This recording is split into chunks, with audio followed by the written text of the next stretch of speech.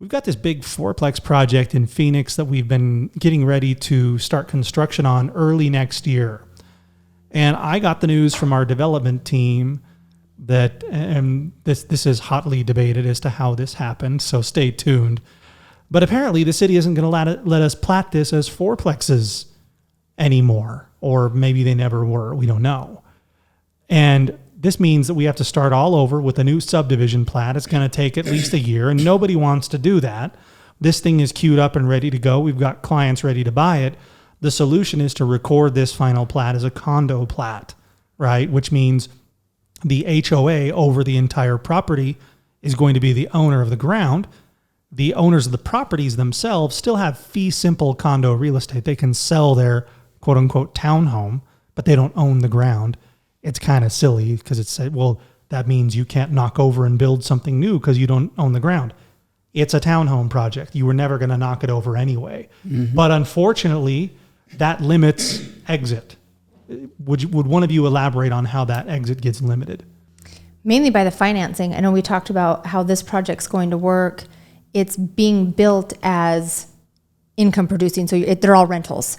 And if you want to go, again, Fannie, Freddie, conventional financing, a lender's not going to lend on that because you have to have 50% has to be owner occupied. Yeah.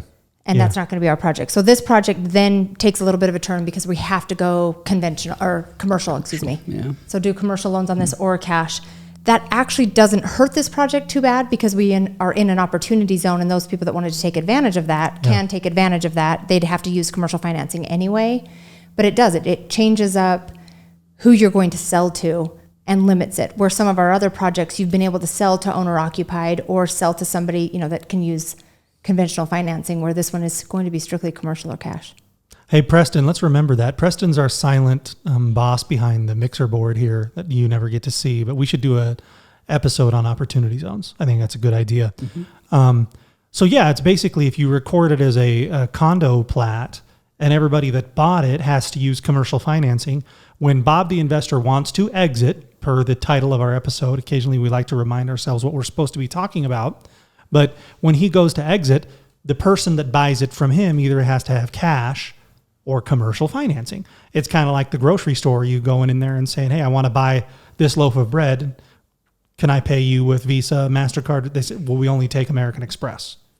You're still going to sell it, but you did limit the amount of liquidity, the amount of buyers for the product. So what you build physically or sometimes legally, in this case, could potentially limit your exit strategies. Yeah. Yeah.